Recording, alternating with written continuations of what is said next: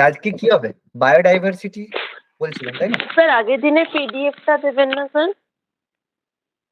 কোনটা বলো তো? ওয়েস্ট ম্যানেজমেন্টের কোনো পিডিএফ নেই? না, ওয়েস্ট ম্যানেজমেন্টের তো কোনো পিডিএফ দিইনি, আমি তো লিখিয়ে দিয়েছিলাম ক্লাসটায়। ওর তো কোনো পিডিএফ নেই। না, লিখিয়ে দিয়েছিলেন, আমি জিজ্ঞেস করছি যে কোনো পিডিএফ নেই। না, ওটার কোনো পিডিএফ নেই। যেটা ওই পিডিএফ এ লিখে দেবে, লিখে দিয়ে যান ম্যাডাম, যেটা করে পিডিএফ এ ম্যাডাম বলে দেন, ওগুলোর পিডিএফ দিয়ে দিচ্ছি। এটার তো কোনো পিডিএফ নেই তো, কারণ এই টপিকে দেখো বোঝাবুঝির কিছু তো নেই যে তুমি পিডিএফ এ করবে, ঠিক আছে? তাহলে এর পিডিএফ তো কিছু নেই, এ তো কয়েকটা টপিক শুধু বোঝা, এটার কোনো পিডিএফ নেই। ওকে? ঠিক আছে। হুম, ওকে। তো আজকে আমরা আলোচনা করব, আগের দিনেই বলে দিয়েছিলাম যে মোটামুটি আমাদের খুব বেশি কিছু নেই, তো এটা আমাদের হয়ে যাবে। তো এবং এই টপিক গুলো থেকে এখন যে কোশ্চেনের প্যাটার্ন, তো সেই প্যাটার্ন অনুযায়ী টপিক থেকে কোশ্চেনের পরিমাণ খুবই কম থাকবে। এটাই বলবো প্রত্যেকে পেডাগজি জিনিসটাকে একটু ভালো করে বুঝবে। তাহলে টেট পাস করা কিন্তু খুব কষ্টকর ব্যাপার নয়, কিন্তু বাবু একটু পেডাগজি বুঝে শুনে পড়লে তাহলে আমরা করতে পারবো, ঠিক আছে? তো আজকে যে টপিকটা আমরা আলোচনা করব সেটা হচ্ছে জীব বৈচিত্র্য, যেটাকে আমরা বলি বায়োডাইভার্সিটি, ঠিক আছে? জীব বৈচিত্র্য, বায়োডাইভার্সিটি। এবার দেখো, জীব বৈচিত্র্য বা বায়োডাইভার্সিটি বলতে আমরা কি বুঝি? প্রথমত, জীব বৈচিত্র্য বা বায়োডাইভার্সিটি বলতে আমরা বুঝি যে আমাদের যে পরিবেশ বা আমাদের পৃথিবীতে বহু ধরনের প্রজাতি আমাদের বসবাস করে, ঠিক আছে? বহু প্রজাতি আমাদের বসবাস করে। তো এক্সাক্ট তার সংখ্যা কত সেটা বোঝাটা খুব কষ্টকর ব্যাপার, ঠিক আছে? সেই কারণে আমরা, এটা বলা আমাদের পক্ষে খুব কষ্টকর ব্যাপার যে পৃথিবীতে টোটাল কত প্রজাতির বসবাস করে, এগুলো বলাটা মানে কখনো বলতে পারিনি। তবে বিভিন্ন জায়গায় কেউ হচ্ছে কেউ 87 কোটি, কেউ 85 কোটি, 85 লক্ষ, এরকম বিভিন্ন স্পিসিস এর কথা বলেছে। আবার অনেক জায়গায় 10 কোটির কথা বলা হয়েছে, 50 কোটি। তো এরকম বহু রকম আছে, কিন্তু এগুলো মানে যাকে বলা হয় যে মানে প্রেডিক্টেড ব্যাপার, ঠিক আছে? তো যাই হোক, তো বায়োডাইভার্সিটি কথাটা প্রথম ব্যবহার করেছিল ওয়াল্টার জি রোজেন, ঠিক আছে? ওয়াল্টার জি রোজেন নামে হচ্ছেন একজন পরিবেশ বিজ্ঞানী, ঠিক আছে? তিনি প্রথম 1985 এ 1985 প্রথম বায়োডাইভার্সিটি যে কথাটা, এই কথাটা তিনি ব্যবহার করেছিলেন। যে আমাদের যে বিভিন্ন বায়োডাইভার্সিটি রয়েছে, সেই বায়োডাইভার্সিটি গুলোর কথা প্রথম এই ওয়াল্টার জি রোজেন এই কথাটা বলেছিলেন।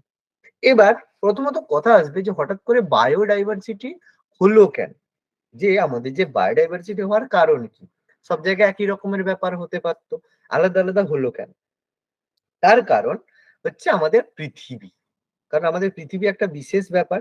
পৃথিবীর মাঝখান দিয়ে গেছে আমাদের কি? মূল মধ্যরেখা, সরি, বিষুবরেখা। আমরা নিরক্ষরেখা বলে থাকি, যেটাকে নিরক্ষরেখা বা বিষুবরেখা মাঝখান দিয়ে গেছে, ঠিক আছে? এবার তার উত্তর দিকে আমাদের কর্কট ক্রান্তি রেখা, ট্রপিক অফ ক্যান্সার, নিচে দিয়ে গেছে টপিক অফ ক্যাপ্রিকন, এটা আমাদের 23.5 ডিগ্রি নর্থ আর 23.5 ডিগ্রি সাউথ দিয়েছে। তারপরে আমাদের সুমেরু রেখা, যেটা আমাদের হচ্ছে 66.5 ডিগ্রি নর্থ, আর এটা 66.5 ডিগ্রি আমাদের সাউথ থাকে। তারপরে আমাদের একদম মেরু রেখা আছে। তো যাই হোক, এই কারণে high pressure belt, low pressure belt হয়ে থাকে। এগুলো সম্পর্কে জানো তো, না জানা নেই? হাই প্রেসার, হ্যাঁ স্যার, ব্যাস, তাহলে এগুলো জানো। এটা আমাদের উচ্চচাপ হয়ে থাকে, ঠিক আছে? তারপর আমাদের হচ্ছে পরেরটা আমাদের নিম্নচাপ হয়ে থাকে, তারপরে আবার আমাদের উচ্চচাপ হয়ে থাকে। যাই হোক, এইগুলো নিয়ে আমি খুব বেশি আর আলোচনা করছি না। আশা করি তোমরা এগুলো সম্পর্কে জানো। চাপ বলো এই যে ব্যাপার, কারণ এটা আর আলোচনা যাবে না, করা পসিবল না। তো যাই হোক, এই পৃথিবীর এই ধরনের কারণ প্লাস তারপরে পৃথিবী এরকম ভাবে টিল্ড হয়ে আছে আমাদের কাছে, যে টিল্ড হয়ে থাকার কারণে কি হয় যে পৃথিবীর উপরে যে সূর্যের যে তাপ সেটা সরাসরি পড়ে না, ফলে আমাদের বিভিন্ন ধরনের জীববৈচিত্র্য দেখা যায়। অর্থাৎ এই ক্রান্তীয় অঞ্চলে যে ধরনের জীববৈচিত্র্য দেখা যায়, মে তারপর আমাদের নাতিশীতোষ্ণ অঞ্চলে অন্য ধরনের জলবায়ু দেখা যায়, আর মেরু অঞ্চলে অন্য ধরনের জলবায়ু দেখার কারণে বিভিন্ন জায়গায় জীববৈচিত্র্যের পার্থক্য দেখা যায়। তবে এদের মধ্যে কিছু কিছু দেশ যেগুলো রয়েছে, যেগুলো আমাদের নিরক্ষরেখার কাছাকাছি অঞ্চলে যে জায়গাগুলো রয়েছে, সেই জায়গাগুলোতে বেশি পরিমাণে জীববৈচিত্র্য দেখা যায়। তার মধ্যে আমাদের ইন্ডিয়া আছে, welcome, we have India. India আমাদের মানে মেগা ডাইভার্সিটির দেশের মধ্যে ইন্ডিয়া পড়ে। তারপর আমাদের ব্রাজিল পড়ে, কারণ ব্রাজিলে অ্যামাজন রেন ফরেস্ট রয়েছে। তারপর মেক্সিকো পড়ে, ঠিক আছে? মেক্সিকো হচ্ছে খুবই গুরুত্বপূর্ণ একটা জায়গা। যাই হোক, মেক্সিকো সম্পর্কে তোমরা খুব বেশি জানো না। অস্ট্রেলিয়া পড়ে, ঠিক আছে? অস্ট্রেলিয়া পড়ে, ইন্দোনেশিয়া পড়ে, মালয়েশিয়া পড়ে, ঠিক আছে? কলম্বিয়া পড়ে, পেরু পড়ে, ঠিক আছে? তো এইসব দেশগুলো যারা নিরক্ষরেখার কাছাকাছি অঞ্চলের মধ্যে অবস্থিত, সেই জায়গা থেকে আমরা কি দেখতে পাই? বিভিন্ন ধরনের বায়োডাইভার্সিটি বা গ্লোবাল বায়োডাইভার্সিটি আমরা লক্ষ্য করতে পারি, ঠিক আছে? তো ভারতের ক্ষেত্রে যে বায়োডাইভার্সিটির পরিমাণ হিউজ হয়, কারণ ভারতের যে ইন্ডিয়ার মানে 8 ডিগ্রি নর্থ থেকে, ঠিক আছে? 8 ডিগ্রি নর্থ থেকে আমরা 30 ডিগ্রি নর্থের মধ্যে ভারত বসবাস করে। কারণ ভারতের উপর দিয়ে মূল মধ্যরেখা যায়নি, কিন্তু এদের মধ্যে কর্কট ক্রান্তি রেখা ভারতের মধ্য দিয়ে গেছে। এই কারণে কর্কট ক্রান্তি রেখা যাওয়ার কারণে আমাদের অনেকটা অঞ্চল আমাদের মেগা ডাইভার্সিটির মধ্যে পড়ে যায়, যেটা আমরা বুঝতে পারলাম। তো এই কারণে আমাদের ভারতের কি হয় যে জলবায়ুর মধ্যে আমরা বায়োডাইভার্সিটি অনেকটা লক্ষ্য করতে পারি। এবার এই বায়োডাইভার্সিটি গুলোকে বেসিক্যালি 3 ভাগে ভাগ করা হয়ে থাকে। 3 টাইপস অফ বায়োডাইভার্সিটি আমরা দেখতে পাই। প্রথমত কি হয় সেটা হচ্ছে জিনগত, ঠিক আছে? জিনের পরিপ্রেক্ষিতে জেনেটিক ডাইভার্সিটি আমরা দেখতে পাই। নাম্বার 2 প্রজাতিগত স্পিসিস এর ভিত্তিতে আমরা বায়োডাইভার্সিটি দেখতে পাই। আর নাম্বার 3 হচ্ছে বাস্তুতন্ত্রের ভিত্তিতে, যেটাকে আমরা ইকোসিস্টেমের ভিত্তিতে আমরা বায়োডাইভার্সিটি বা জীববৈচিত্র্য আমরা দেখতে পাই। কি জিনিস আমি একটু ছোট্ট করে বুঝিয়ে দিই, কারণ এগুলো দেখো শুধুমাত্র একটু বোঝার ব্যাপার, বাকি কিছুই না। আমি এক্সি টু এনসিটুর কথাগুলো বলবো, সেগুলো একটু ইম্পর্টেন্টের ব্যাপার। জিনগত কি? উদ্ভিদ আর প্রাণীর মধ্যে বিভিন্ন জিনের পার্থক্য দেখা যায়, প্লাস বিভিন্ন মানুষের মধ্যেও বিভিন্ন প্রকার মানুষের মধ্যেও জিনের বৈচিত্র্য দেখা যায়। যেমন কোনো যদি ঠান্ডা জায়গায় যায়, তাদের তাদের জিনের বৈচিত্র্য অন্য রকমের হবে, গরম জায়গায় তাদের জিন অন্য রকমের হবে। এই প্রেজেন্টলি জেনেটিক ইঞ্জিনিয়ারিং এর উপর ভিত্তি করে আমরা অনেক কিছু আবিষ্কার করতে পারছি। যে এতদিন ধরে একটা ভুল থিওরি আমাদের পড়ানো হয়েছে, আরিয়ান ইনভেনশন, যে আর্যরা ভারতে এসে ভারতীয়দেরকে মেরে দিয়ে তো ইন্দাস ভ্যালি সিভিলাইজেশন ডিস্ট্রয় করে। ফলে এগুলো ব্রিটিশরা আমাদের যে আক্রমণ করেছিল সেটাকে জাস্টিফাইড করার জন্য তারা এরকম থিওরি দিয়েছিল। কিন্তু প্রেজেন্টলি জেনেটিক ইঞ্জিনিয়ারিং এর কারণে আমরা এখন বলতে পারি যে আরিয়ান ইনভেশন থিওরি ভুল। তো এগুলোর কারণ আলাদা, যে কিভাবে করেছে সেটা মেথড বোঝাটার প্রয়োজন নেই। তো এটা বলতে পারি যে প্রেজেন্টলি ভারতে আর্যরা এসেছিল বেসিক্যালি রাশিয়া থেকে। রাশিয়া থেকে আসার পরে তাদের একটা প্রজাতি ইন্ডিয়াতে আসে আর একটা প্রজাতি ইউরোপে চলে যায়, ঠিক আছে? তো এইভাবে কোনো কিছু হয়নি। তো জিন স্টাডি করে আমরা বলতে পারি যে কোনো জিনিস কতটা বেশি অভিযোজিত হতে পারে আর কোন জিনিস অভিযোজিত হতে পারে না। মানুষের ক্ষেত্রেও সেম ব্যাপার। যদি এতদিন ধরে পড়ে এসছো যে হনুমান থেকে মানুষ হয়েছে, বানর থেকে মানুষ হয়েছে, এটা টোটালি ভুল কথা। এগুলো কোনোটাই ভুল ব্যাপার। টোটালি যে আমাদের যে ডারউইনের যে থিওরি, এটা টোটালি রং থিওরি, এবং এই কারণে প্রেজেন্টলি এনসিইআরটি সিলেবাস থেকে ডারউইনের থিওরি বাদ দিয়ে দেওয়া হয়েছে, ঠিক আছে? আর কোনো চিন্তা করার নেই যে নিউটনের যে থিওরি সেটাও নিউটনের যে প্রিন্সিপালের উপরে ফিজিক্স দাঁড়িয়ে আছে সেটাও কয়েকদিনের মধ্যে বাদ হয়ে যাবে। তো যাই হোক, এরকম অনেক কিছু যেগুলো পড়ে আসছো আস্তে আস্তে জানবে টোটালি ভুল পড়ে এসছো।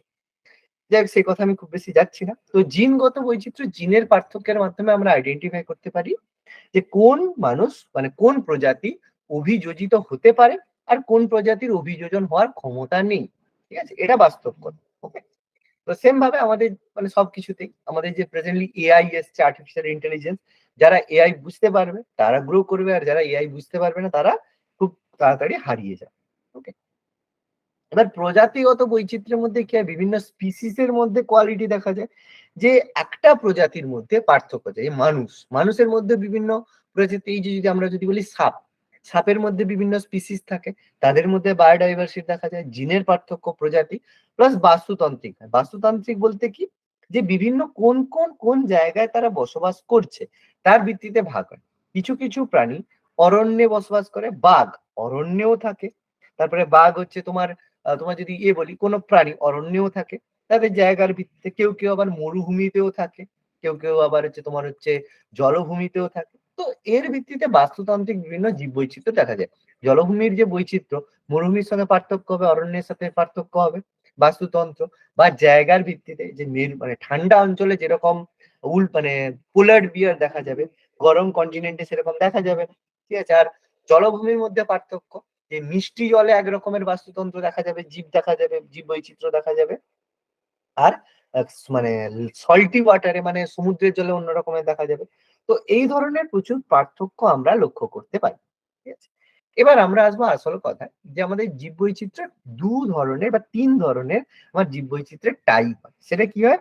আঞ্চলিক ভিত্তিতে, অঞ্চলের ভিত্তিতে কোন অঞ্চলে বা কিভাবে তারা আঞ্চলিকভাবে বায়োডাইভার্সিটি ৩ ভাবে।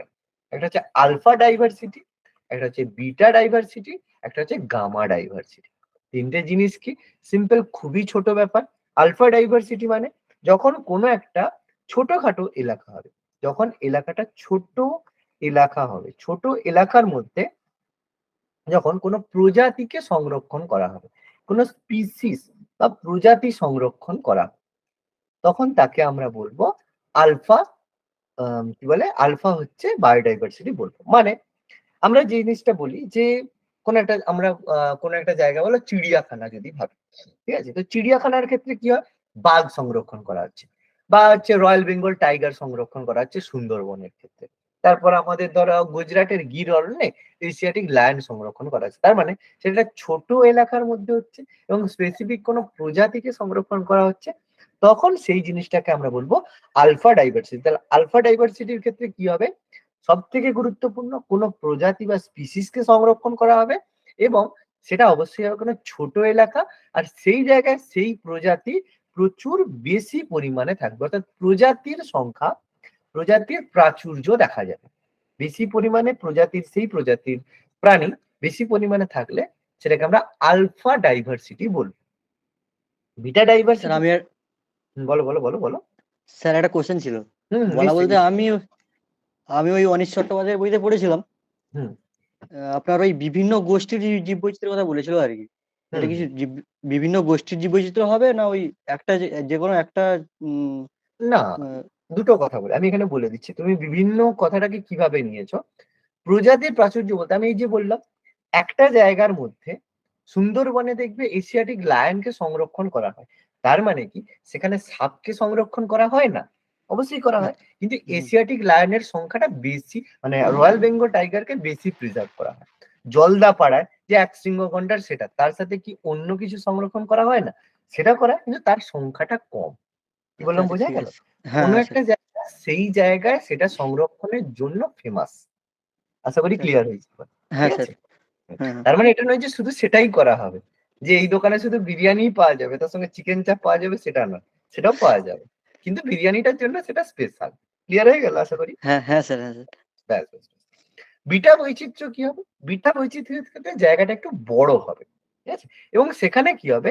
দুটো সেপারেট বা পৃথক বাস্তুতন্ত্র হবে। আমি কয়েকটা কি টার্ম বলছি যেগুলো মানে অপশনের সময় খুঁজবেন। যে পৃথক দুটো বাস্তুতন্ত্র হবে এবং সেই পৃথক বাস্তুতন্ত্রের দুটোর মধ্যে কি হবে? তুলনা করা হবে। কম্পেয়ার করা হবে। যে এই জায়গার থেকে এই জায়গার এটা একটু ভালো। মানে এই জায়গায় মানে এই জায়গায় আমি কনসিডার করব কি? দুটো প্রজাতির মধ্যে আমরা তুলনা করব। যে পুকুর আর হ্রদের মধ্যে আমি সাপোজ ধরো মাছের তুলনা করছি। যে মাছ হচ্ছে পুকুরে ভালো থাকে, নদীতে কম থাকে। তাহলে মানে আমি তুলনা করছি দুটো পৃথক বাস্তুতন্ত্র কিন্তু জিনিসটা একই। মাছকে মাছের সাথে তুলনা করছি কিন্তু দুটো সেপারেট জায়গার ক্ষেত্রে। আমরা যদি এখন উদাহরণ করি যে তোমার ধরো বাঘ ঘন অরণ্যে ভালো থাকে কিন্তু মানে তোমার ধরো হচ্ছে যেগুলো সমুদ্রের কাছাকাছি অরণ্যে ভালো থাকে কিন্তু পাহাড়ের উঁচুতে যে অরণ্য আছে সেখানে মানে কম থাকে। তার মানে কম্পেয়ারটা আমি বাঘের মধ্যেই করব, বাঘের সাথে বাঘেরই কম্পেয়ার করব কিন্তু জায়গার বাস্তুতন্ত্রটা পৃথক হবে। দুটো আলাদা আলাদা সিচুয়েশনে তাদের মধ্যে কি কি পরিবর্তন দেখা যায় সেটা যখন আমরা কম্পেয়ার করব আঞ্চলিক ভিত্তিতে সেটা হবে বিটা বাস্তুতন্ত্র। বুঝাতে পারলাম? ক্লিয়ার হলো? হ্যাঁ স্যার। ওকে। আর গামা বাস্তুতন্ত্র কি হবে? গামা বাস্তুতন্ত্র বেসিক্যালি আমরা সিম্পলি বলতে পারি আলফা প্লাস বিটা। মানে এখানে কোন একটা বিশেষ প্রজাতিকে আমরা সংরক্ষণ করব এবং সেই সংরক্ষণ করার সাথে সাথে আমরা তাদেরকে তুলনাও করব। মানে আমি এই জায়গাটা যদি এ মনে করি, বি মনে করি, সি মনে করি, এ একটা আলফা বৈচিত্র্য, বি একটা আলফা বৈচিত্র্য, সি একটা আলফা বৈচিত্র্য। এবার আমি দুটোকে কম্পেয়ার করছি। এর মধ্যে এ আর সি এর মধ্যে আমি কম্পেয়ার করছি। মানে দুটো আলফা বৈচিত্র্যকে আমরা যখন কম্পেয়ার করছি তার মানে গামার মধ্যে কি হচ্ছে? সবচেয়ে বৃহৎ এলাকা হবে, বড় এলাকা হবে এবং তার মধ্যে অনেক আলফা বৈচিত্র্য, অনেক বিটা বৈচিত্র্য মিশ্রিত অবস্থায় থাকবে। বলো, সিম্পল কথা। ধীরে ধীরে বুঝলেই আমাদের হবে। ক্লিয়ার? ক্লিয়ার হচ্ছে তিনটা? হ্যাঁ স্যার। আলফা হ্যাঁ বিটা স্যার। গামা। ওকে, এবার আরেকটা আমি বায়োডাইভার্সিটির কথা বলবো, যেটা এগুলোর ভাগ নয়, সেটা হচ্ছে ডার্ক ডাইভার্সিটি, যেটাকে বলা হয় অন্ধকার বৈচিত্র্য। জিনিসটা কি? এটা বায়োডাইভার্সিটির কোনো তিনটে বলবে তাহলে তো চারটা হয়ে যাচ্ছে না, এটা কোনো ভাগ নয়, এটা স্পেসিফিক একটা টার্ম, যেটাকে বলা হয় ডার্ক ডাইভার্সিটি। জিনিসটা কি বুঝে নাও, তাহলেই বুঝে যাবে। এটা হচ্ছে যখন কোনো একটা জিনিস, কোনো একটা পরিবেশ, কোনো একটা প্রজাতির থাকার অনুকূল, কোনো একটা পরিবেশ কোনো প্রজাতির থাকার অনুকূল, মানে সে থাকতে পারে, কিন্তু তবুও সেই জায়গায় সেই প্রজাতি অনুপস্থিত, তখন আমরা সেটাকে বলবো ডার্ক বৈশিষ্ট্য। মানে আমি যদি খুব সিম্পল এক্সাম্পল দিই, আজকের দিনে কি ডাইনোসর আমাদের যে এনভায়রনমেন্ট আছে সেটা কি থাকতে পারতো না? ডাইনোসর থাকতে পারতো, কিন্তু ডাইনোসর তো বাবু অবলুপ্ত হয়ে গেছে। ফলে ডাইনোসরের থাকার অনুকূল পরিবেশ আমাদের কাছে আছে, কিন্তু বাবু ডাইনোসরই তো অনুপস্থিত। তখন সেটা হচ্ছে ডার্ক ডাইভার্সিটি। বুঝাতে পারলাম? মানে কোনো জিনিস হঠাৎ করে এনভায়রনমেন্ট এমন হয়েছে, তার কারণে সে বিলুপ্ত হয়ে গেছে। এবার তার মানে প্রয়োজনীয় এনভায়রনমেন্ট দিলেও সে কি হবে? একটা গাছকে জল দাওনি, গাছটা মরে গেছে। তারপর তাকে তুমি যতই জল দাও, সে কি আর বাঁচবে? কখনোই বাঁচবে না। সেটা হচ্ছে ডার্ক ডাইভার্সিটি। বলো, বোঝাতে পারলাম? হ্যাঁ স্যার। তাহলে স্যার যে ওকে, কোনো এক্সটিংক্ট বলো, অ্যানিমালের বলো। ক্ষেত্রে মানে যেগুলো এক্সটিংক্ট মানে যেগুলো বিলুপ্ত হয়ে গেছে তাদের ক্ষেত্রে হুম, মানে তাদের ক্ষেত্রে সবটাই তাহলে ডার্ক ডাইভার্সিটির আন্ডারে পড়ছে তো? একদম তাদের মানে যেমন ক্ষেত্রে ডোডো পাখি। সবটাই দেখো, হুম। ডোডো পাখি এখন প্রেজেন্টলি থাকতে পারে, কিন্তু সেই মানে তাদের যেহেতু অবলুপ্ত হয়ে গেছে, সেই জন্য আর কিছু থাকার মতো মানে সিচুয়েশন নেই। যেমন আমাদের প্রচুর কি হয়, তোমরা কতটা জানো কি জানি না, যে হয়তো বলবে "হ্যাঁ, মোদি কি করেছে, মোদি কিছু করেনি, মোদি এইসব করছে।" মোদি অনেক কিছুই করছে যেটা তোমরা জানো না বা তোমাদের কথা, এনভায়রনমেন্টের কথা বলছি। প্রচুর এরকম আফ্রিকার সাথে ট্রিটি করে কত চিতাবাঘ ইন্ডিয়াতে আনা হচ্ছে জানো? মধ্যপ্রদেশের বিভিন্ন অরণ্যে কত চিতাবাঘ আনা হচ্ছে জানো? এবং তুমি ভাবছো যে না একটু প্যাকেটে ভরলো তাকে নিয়ে চলে এলো, সেরকম নয়। রীতিমতো তাদেরকে ব্রিডিং করিয়ে প্লেনের মধ্যে আনতে, এরকম না যে তাদেরকে একটা খাঁচায় বললাম নিয়ে চলে এলাম, না, তারা ওইভাবে আসতেই পারবে না। তাদের সেরকম অ্যাকোমোডেশন তৈরি করে তাদেরকে এখানে আনা হয়, এবং তাদের প্রত্যেকের স্পেসিফিক নাম আছে। জানো এগুলো? জানো না কিছু। কারণ দেখো মানে কি বলতো, এগুলোকে হাইলাইট করা হয় না বলে জানি না। এরকম এরকম ইনিশিয়েটিভ কখনোই নেওয়া হয়নি যে এইসব করার জন্য। বাবা একটা চিতাবাঘ আনার জন্য চার্টার্ড প্লেন গিয়েছে, সেরকম সিচুয়েশন করে নিয়ে আসা হচ্ছে। মানে যাই হোক, সে অনেক রকম ব্যাপার-স্যাপার আছে। যাই হোক, ইন্ডিয়া প্রচুর চেষ্টা করছে যে এইসব জিনিসগুলো এক্সটিংক্ট হয়ে গেছে, তাদেরকে আবার পুনরায় এগুলো করার জন্য। কিন্তু কি বলতো, ক্লাইমেট অনেকটা চেঞ্জ হয়ে গেছে তো, তারা নতুন জায়গায় এসে তারা থাকতে পারছে না। অনেকেই মারা যাচ্ছে। তো যাই হোক, সেগুলোর অন্যান্য কারণ রয়েছে। বাট জিনিসটা আশা করি বোঝাতে পারছি। ক্লিয়ার? এগোবো তাহলে। এটা মুছে দেবো, এগোবো। হ্যাঁ স্যার। হ্যাঁ স্যার, ক্লিয়ার। ওকে। এবার দেখো সিম্পল কিছু জিনিস, যে জীববৈচিত্র্যের বিভিন্ন গুরুত্ব রয়েছে, যে বায়োডাইভার্সিটি আমাদের কাছে এত গুরুত্বপূর্ণ কেন? গুরুত্ব আমাদের কি রয়েছে? দেখো, প্রথমত বায়োডাইভার্সিটি গুরুত্বের মধ্যে আমাদের কিছু অর্থনৈতিক গুরুত্ব রয়েছে। কেন অর্থনৈতিক গুরুত্ব? আমাদের ইকোনমিক কিছু রয়েছে, মানে আমরা কিছু কিছু জিনিস ডাইরেক্টলি কনজাম করতে পারি।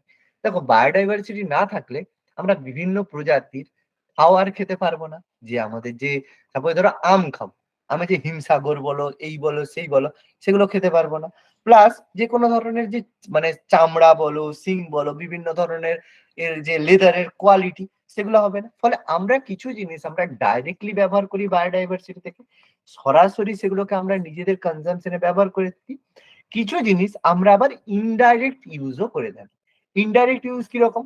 যে কোনো একটা জায়গায় যাচ্ছ, কুলু মানালি যাচ্ছ, সেখানে যে প্রাকৃতিক পরিবেশ ল্যান্ডস্কেপ খুব ভালো, তাহলে সেটাকে তুমি নিশ্চয়ই ঘরে নিয়ে চলে আসতে পারবে না। হ্যাঁ, নিয়ে আসতে পারবে, ফোনে ক্যাপচার করে নিয়ে আসতে পারবে। এরকম নয় সে পাহাড়টাকে নিয়ে এসে ঘরের পাশে তো বসিয়ে দিতে পারবে না। তার মানে ডাইরেক্ট কোন জিনিসটা, যেটাকে আমরা সরাসরি ব্যবহার করতে পারছি, আর ইনডাইরেক্ট কেমন জিনিসটা, সেটাকে আমরা সরাসরি ব্যবহার করতে পারছি না, কিন্তু সেটা আমরা উপভোগ করতে পারছি। দেখো, ডাইরেক্টেও অর্থনৈতিক হয়, ইনডাইরেক্টেও অর্থনৈতিক হয়। ডাইরেক্ট অর্থনীতি কিরকম? তোমার কাছ থেকে তোমার কাছে নিয়ে এলো যে হচ্ছে হাতির দাঁত নিয়ে আসা হলো, তাহলে তুমি কি করলে? সেটা পয়সা দিয়ে কিনলে, ঘরে সাজিয়ে রাখলে।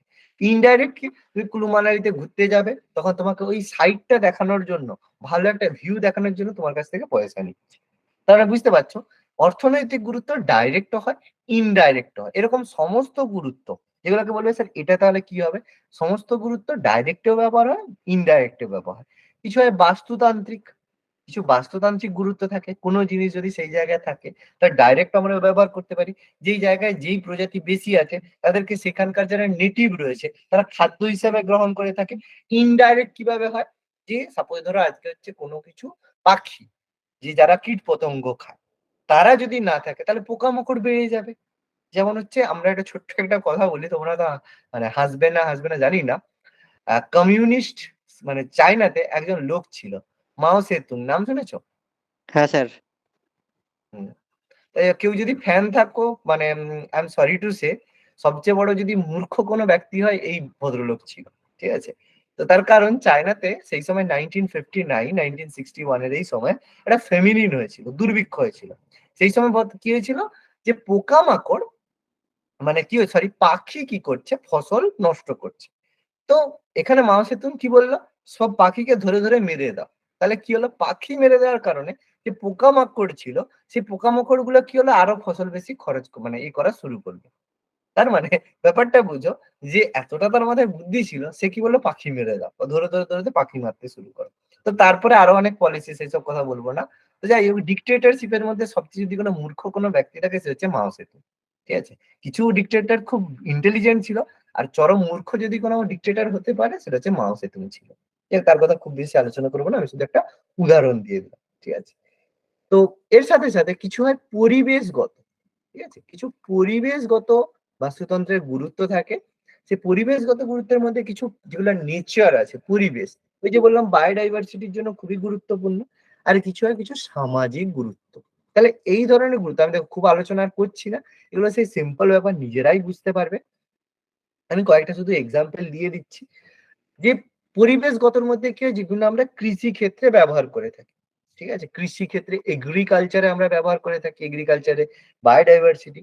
তারপর আমরা হচ্ছে বিভিন্ন ধরনের ওষুধ উৎপাদন করতে ব্যবহার করে থাকি। এই যে পেনিসিলিন বলো, তারপর আমাদের হচ্ছে তোমার কুইনাইন বলো, ঠিক আছে? মরফিন বলো। এই সবগুলো পরিবেশ এগুলো যদি না থাকে ব্যাস ঘটি হারিয়ে যাবে। ঠিক আছে? তারপর এনভায়রনমেন্ট এর রক্ষার জন্য পরিবেশ রক্ষার জন্য প্রচুরভাবে আমরা কি করে বায়োডাইভার্সিটিকে সংরক্ষণ অর্থাৎ আমাদের সমাজ, পরিবেশ, বাস্তুতন্ত্র, অর্থনীতি সবাইকে প্রিজার্ভ করার জন্য বাস্তুতন্ত্র আমাদের খুবই গুরুত্বপূর্ণ একটা সংরক্ষণের বা এদের আমাদের গুরুত্ব রয়েছে। এবার আমরা বাস্তুতন্ত্রকে কি করছি? ধ্বংস করছি। তাহলে বাস্তুতন্ত্র ধ্বংস হয় কিসের কারণে? তার মধ্যে আমাদের খুব সিম্পল দুটো কজ রয়েছে। সিম্পল দুটো কজের মধ্যে একটা হচ্ছে আমাদের প্রাকৃতিক কারণ, যে প্রাকৃতিকভাবে আমাদের বাস্তুতন্ত্র ধ্বংস হচ্ছে। কিছু হয় মানব সৃষ্ট কারণ, যে মানুষের কারণে বাস্তুতন্ত্র ধ্বংস হচ্ছে। সিম্পল জিনিস, খুব কঠিন কিছুই না। যে প্রাকৃতিক কারণে কিরকম? যে আমাদের জলবায়ু পরিবর্তন হচ্ছে। দেখো জলবায়ু পরিবর্তনের কারণ আবার কিন্তু মানুষ। ঠিক আছে? তো যাই হোক সেটা মানে মানে প্রাকৃতিক কারণ বলছি, এনভায়রনমেন্ট পাল্টাচ্ছে, মানুষ কি করবে? আরে মানুষের জন্যই তো জলবায়ু পাল্টাচ্ছে। কিন্তু আবার দেখো আগ্নেয়গিরির অগ্ন্যুৎপাত, যে লাভা নির্গত বলবে আগ্নেয়গিরি থেকে কিছু বেরোচ্ছে তার জন্য আমি কি করব? আগ্নেয়গিরি থেকে অগ্ন্যুৎপাতের কারণে কিন্তু মানুষ। মানুষ যদি পলিউশন কম করে মানে পলিউশন না করে তাহলে কিন্তু আগ্নেয়গিরি থেকে অগ্ন্যুৎপাতও হয় না। প্রাকৃতিক দুর্যোগ যেগুলো আমাদের বন্যা হয়, খরা হয় সেগুলো কিন্তু মানুষের কারণেই হয়। তো যাই হোক এইসব কারণে আমরা যেগুলোকে প্রাকৃতিক কারণ দিচ্ছি, ভূমিকম্প বলো, খরা বলো, বন্যা বলো, এগুলো সব হচ্ছে প্রাকৃতিক কারণ। কিন্তু এগুলোর কজ হচ্ছে মানুষ। আর মানুষ সৃষ্টির কারণের মধ্যে কি হবে? আমরা যে পরিবেশ দূষণ করছি, যেটা আমরা পরের ক্লাসে আলোচনা করে দেবো পরিবেশ দূষণ সম্পর্কে। তো পরিবেশ দূষণ করছি, তারপরে আমরা যে নগরায়ন করছি, ইন্ডাস্ট্রিয়াল মানে তোমার হচ্ছে কি বলে? নগর করছি যেটাকে আরবানাইজেশন বলি। ঠিক আছে? তারপরে বনচ্ছেদন করছি, বন কাটছি। ঠিক আছে? তারপরে আমরা হচ্ছে বিভিন্ন রাসায়নিক সার ব্যবহার করছি। ঠিক আছে? তো এইসব সমস্ত কারণের জন্য আমাদের কি হচ্ছে? পরিবেশ দূষিত হচ্ছে বা বায়োডাইভার্সিটি আমাদের লস হচ্ছে। জানি তারপরে আমাদের সবথেকে বড় কারণ কি? প্লাস্টিকের ব্যবহার। ঠিক আছে? তো এইসব কারণের জন্য কি হচ্ছে? আমাদের বায়োডাইভার্সিটি ডেস্ট্রয় হচ্ছে বা ধ্বংস হচ্ছে। নতুনভাবে কিছু বলার নেই। এর জন্য কি, কি হচ্ছে? রাসায়নিক সার ব্যবহার করলে কি হয়? পরিবেশ দূষণ করলে কি হয়? তারপর এছাড়া আবার একটা বড় কথা সেটা হচ্ছে শিকার। যে আমরা লোক দেখানোর জন্য শিকার করি। এখন যেহেতু শিকার ইল্লিগাল তবুও আমরা করছি। মানে মানুষ করে থাকে ওই তোমার হচ্ছে চোরা করার জন্য। তারপরে আছে চন্দন কাঠের। পুষ্পা দেখেছো তো? পুষ্পা দেখেছো না দেখোনি? হ্যাঁ স্যার দেখেছি। হ্যাঁ, পুষ্পা একদম পুষ্পা রাজ, তাই না? ওকে, ঠিক আছে, চলো। তো এইসব ব্যাপারগুলো কি হয় আমাদের হচ্ছে মানুষের সৃষ্টির কারণে আমাদের বায়োডাইভার্সিটি ডিস্ট্রয় হচ্ছে। বলো, ক্লিয়ার হলে বলবে। দেখো এইগুলো থেকে শুধু ছোটখাটো ব্যাপার এই জন্য বললাম না, এই টপিক গুলো পড়তে পারো নাও পড়তে পারো, মানে জাস্ট শুধু আলোচনা করার জন্য। ক্লিয়ার হলে বলবে।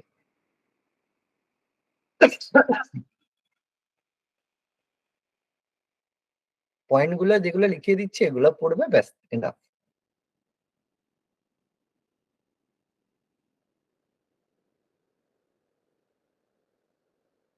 বলো, বলে বলবে, এগোবো, সংরক্ষণটা স্যার। বলবো। হ্যাঁ স্যার। আচ্ছা, এবার আমাদের হচ্ছে বায়োডাইভার্সিটি, এই যে আমাদের মানে হচ্ছে ডিস্ট্রয় করছে, তাহলে আমাদের কি হবে, বায়োডাইভার্সিটি যেগুলো হচ্ছে জীববৈচিত্র্যকে আমাদের সংরক্ষণ করতে হবে। তাহলে সংরক্ষণ করার জন্য আমাদের কাছে এগিয়ে এসেছে দুটো সংস্থা বলবো না, একাধিক সংস্থা আছে। তার মধ্যে WCU আর WWF, এরকম না যে লড়াই টড়াই করে মারামারি করে সেরকম WWF না। WCU এর পুরো নাম কি? World conservation unit. Conservation unit, যেগুলো আমাদের বাস্তুতন্ত্র সংরক্ষণ করে। আর WWF কি? World wild life fund for nature. World hmm, world wild for nature. Wild life fund for nature. তাহলে এরা কি করে আমাদের যে পরিবেশ রয়েছে সেগুলোকে সংরক্ষণের জন্য বিভিন্ন পদক্ষেপ আমাদের কাছে নিয়ে থাকে, ঠিক আছে, যেগুলো বেসিক্যালি ইউনাইটেড নেশন ইউএনওর আন্ডারের মধ্যে পড়ে। তো আমরা এগুলো করার জন্য 1992 সালে আমরা একটা জায়গায় মিলিত হয়েছিলাম। কোথায় মিলিত হয়েছিলাম বাবা 1992-তে? ব্রাজিলের রিও স্যার। Rio summit. ব্রাজিলের যে রিও যে ক্যাপিটাল রয়েছে ব্রাজিলের রিও, তো রিও সম্মেলন হয়েছিল, রিওতে মিলিত হয়েছিল, ঠিক আছে, যেটা আমাদের কি নামে পরিচিত রিও সামিটটা? বসুন্ধরা সম্মেলন। দেখি কি বল। হ্যাঁ, যেটা আমাদের কাছে বসুন্ধরা সম্মেলন নামে পরিচিত। তাহলে এই সম্মেলনটা খুবই ভালো একটা উদ্যোগ ছিল। এই উদ্যোগের মাধ্যমে কি করা হয়, যে বলা হয় যে সমস্ত দেশ যাদের যাদের যাদের জিনিসপত্র রয়েছে, যেখানে কতগুলো দেশ পার্টিসিপেট করেছিল, এগুলো কোশ্চেন থাকে, অংশগ্রহণ। স্যার 178। হ্যাঁ, 178। অংশগ্রহণ 178। 178টা। আর সাইন করেছিল, স্বাক্ষর করেছিল কতগুলো দেশ? 50টা। 150। 150। এবার এর যে মানে যে ছিল, যে বেসিক্যালি এটা করেছিল ইউনাইটেড নেশন ছিল, আমেরিকায় কিন্তু এতে স্বাক্ষর করেনি, ঠিক আছে, বুঝতে পারছো? তার মানে বেসিক্যালি আমেরিকা যেহেতু এতে ইউএসএ এতে স্বাক্ষর করেনি, এবার ব্যাপারটা সেই কারণে কি হয়, এটা বেসিক্যালি বলা যায় যে সফল নয়। কিন্তু এটা অনেকটাই সফল ছিল, যেসব দেশেরা কিছুটা মানে ছিল, তারা কি করে অনেকটাই নিজেদেরকে মানে নিজেদের যে সংরক্ষণের ব্যাপারটা করেছিল। পরবর্তীকালে এগুলো নিয়ে আরো অনেক ব্যাপার রয়েছে যেগুলো আমি খুব বেশি যাব না। সেই কারণে এবার সংরক্ষণের জন্য দেখো শুধু এরকম সামিট করে দিলে তো হবে না। এই কারণে আমাদের একটা সংগঠন তৈরি করা হয়েছে, IUCN। পুরো নাম জানি, international union for conservation of nature. পুরো নাম জানি, পুরো নাম জানি, লিখতে হবে না জানো? লিখতে হবে না জানো? লিখে দিন স্যার। লিখে দিন sir. International union for the conservation of nature, ঠিক আছে। তো IUCN কি করেছে, একটা সংগঠন, তারা কি করছে, প্রতি বছর একটা বই পাবলিশ করে। বই মানে গল্প লেখার বই নয়, একটা বুক পাবলিশ করে, সেটাকে আমরা বলি কি, রেড ডেটা বুক, ঠিক আছে।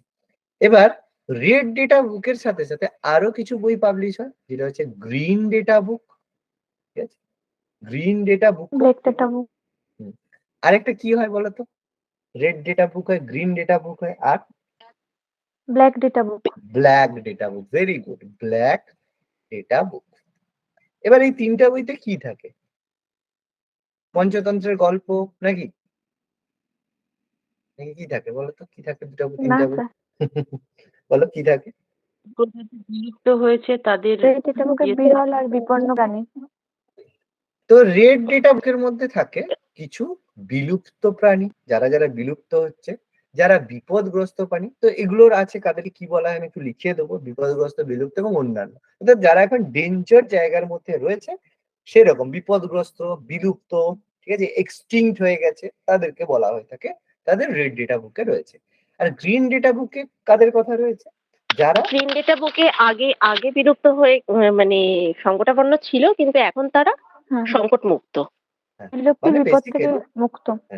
যারা হচ্ছে ভালো কথা, সেটা হচ্ছে অবলুপ্তির বিপদ থেকে মুক্ত, ঠিক আছে, মানে তাদের বিলুপ্ত হওয়ার সম্ভাবনা নেই, ঠিক আছে, যেমন মানুষ, ঠিক আছে, মানে সবাইকে মেরে তারপর মানুষ মরবে, এটাই আর কি। তো যাই হোক, সেই হচ্ছে ব্যাপার, মানুষ হচ্ছে এরকম জাতি। তো যাই হোক, সুন্দর ব্যাপার। আর ব্ল্যাক ডেটা বুক কি? যারা হচ্ছে প্রতিকার।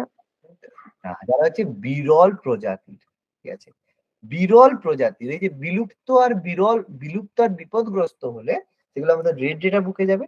কিন্তু যারা আছে, যারা বিরল প্রজাতির, মানে বিরল প্রজাতি বলতে তাদের খুব কম দেখা যায়, তারা কিন্তু রেড ডেটা বুকের না। অনেকে এটা ভাবে যে বিরল প্রজাতিও রেড ডেটা বুকের মধ্যে আছে। না, বিরল প্রজাতি মানে তারা যারা বিলুপ্ত নয় বা বিপদগ্রস্ত নয়, যাদেরকে কম দেখা যায় কিন্তু তাদের এক্সাক্ট পরিমাণ আমরা বের করতে পারি না। বিরল খুব কম পাওয়া যায়, কিন্তু তারা যে বিপদগ্রস্ত না বিলুপ্ত, মানে এক্স্যাক্টলি তাদের কোয়ান্টিটি আমরা বলতে পারি না। হয়তো বেশি আছে, আবার হয়তো কম আছে, কিন্তু খুব কম বিরল দেখা যায়। বিলুপ্ত আর বিরল কিন্তু একই কথা নয়, ঠিক আছে। বিরল প্রজাতিদের আইডেন্টিফাই করা হয় ব্ল্যাক ডেটা বুকের কাছ থেকে, ঠিক আছে? এবার দেখো, এর মধ্যে অনেক রকম ভাগ আছে রেড ডেটা বুকের মধ্যে।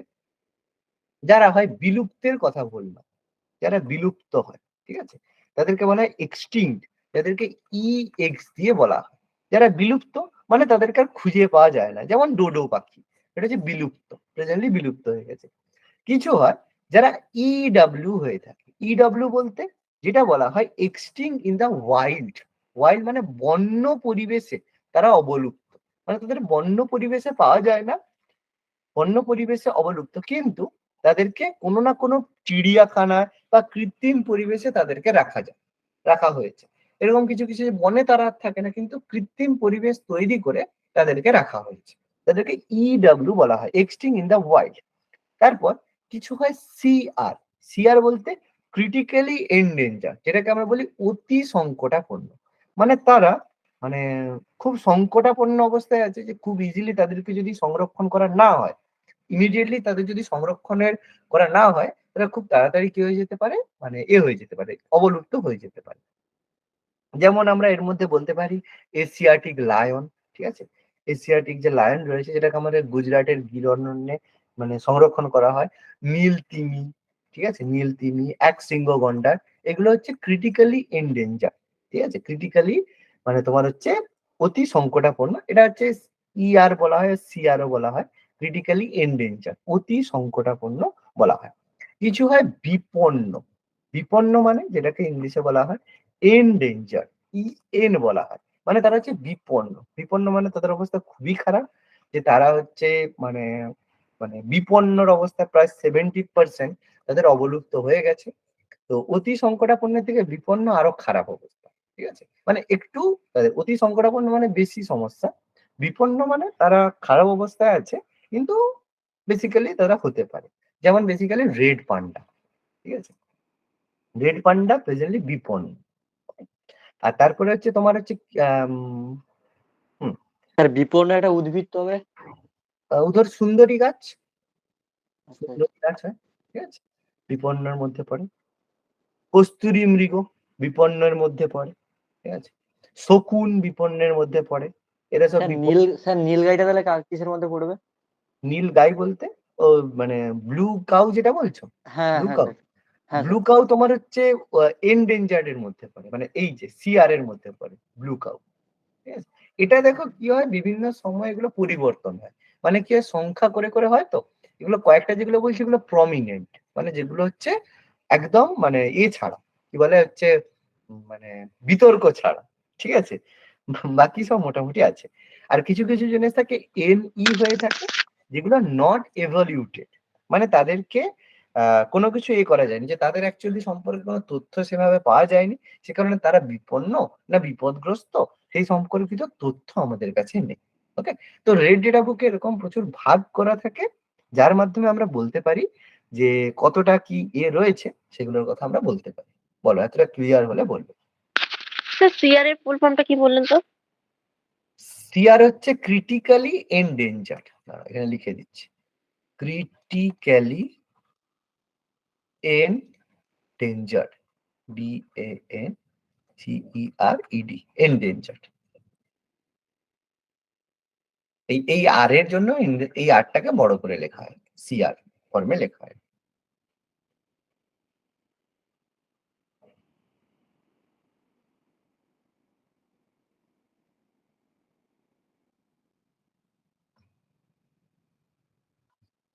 বলো, ক্লিয়ার হলে বলবে।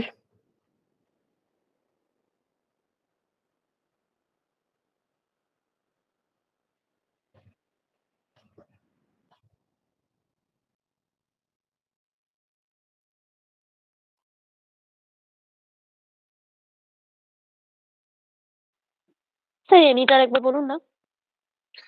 এনিটা হচ্ছে তোমার হচ্ছে ফুল ফর্মে নট ইভ্যালুয়েটেড বললেন। নট এভলিউটেড, ঠিক, হ্যাঁ, নট এভলিউটেড। নট এভলিউটেড মানে যাদের সম্পর্কে এখনো পর্যন্ত মানে সঠিক তথ্য আমাদের কাছে নেই, মানে বলতে পারবো না, যে তোমার কাছে যদি ইনফরমেশন না থাকে তুমি সেটা সম্পর্কে কি করে জাস্টিফিকেশন বা কিছু দেবে, সঠিক তথ্য নেই যেটা। চলো মুছে দেবো। হ্যাঁ স্যার। এবার দেখো, খুব সিম্পল ভাবে আমাদের যে সংরক্ষণের কথা বলা হলো, সংরক্ষণের কিছু পদ্ধতি, কিভাবে আমরা সংরক্ষণ, বায়োডাইভার্সিটি সংরক্ষণ বলবো, তার দুটো পদ্ধতি রয়েছে। সিম্পল ভাবে একটা হচ্ছে কি ইনসিটু, তাই তো, আর একটা হচ্ছে এক্সিটু। এক্সিটু। সিম্পল কথা, ইনসিটু আর এক্সিটু। কি ইনসিটু কথার মধ্যে, ইন মানে বুঝতে পারছি ভেতরে, ভেতরের কোনো অঞ্চলে, মানে এগুলোকে আমরা সংরক্ষণ রাখবো যেই সিচুয়েশনে আছে সেই প্রাকৃতিক পরিবেশে, যে সিচুয়েশনে সেই প্রাকৃতিক পরিবেশে আমি সংরক্ষণ করব, মানে যেই জায়গা আছে সেই জায়গাতেই সংরক্ষণ করব। আর এক্সিটুতে বেসিক্যালি আমরা বলতে পারি একটা কৃত্রিম পরিবেশ গঠন করে সেখানে রাখা হবে। তো উদাহরণ হলেই আমরা সিম্পল বুঝতে পারবো। ইনসিটুর মধ্যে আমরা কি বলবো, জাতীয় উদ্যান, যেটা আমাদের ন্যাশনাল পার্ক রয়েছে, ন্যাশনাল পার্ক, জাতীয় উদ্যান। তারপরে ধরো আমাদের অভয়ারণ্য, অভয়ারণ্য। তারপর হচ্ছে আমাদের প্রোটেক্টেড, সংরক্ষিত বনাঞ্চল, প্রোটেক্টেড ফরেস্ট, ঠিক আছে, সংরক্ষিত বনাঞ্চল, প্রোটেক্টেড ফরেস্ট। তারপরে আমাদের হচ্ছে বায়োস্ফিয়ার রিজার্ভ,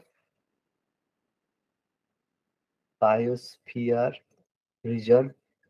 এগুলো হচ্ছে কি আমাদের মানে ইনসিটু সংরক্ষণের মধ্যে পড়ে, ঠিক আছে। আর এক্সিটু সংরক্ষণের মধ্যে কোন জিনিসগুলো পড়ে, একদম সিম্পল ভাবে চিড়িয়াখানা, চিড়িয়াখানা। আমরা ঘুরতে যাই চিড়িয়াখানা। তারপর বোটানিক্যাল গার্ডেন, বোটানিক্যাল গার্ডেন। আবার কেউ ভিক্টোরিয়া লিখে দিবেন, হ্যাঁ, ভিক্টোরিয়া কেউ লিখে দিবেন যে ভিক্টোরিয়াতেও তো সংরক্ষণ করা হয়, ঠিক আছে, ভিক্টোরিয়া কেউ লিখবে না, হ্যাঁ। আচ্ছা, তারপর হচ্ছে জিন ব্যাংক, ঠিক আছে, জিন ব্যাংক রয়েছে। তারপর হচ্ছে আমাদের অনুশীলন সমিতি।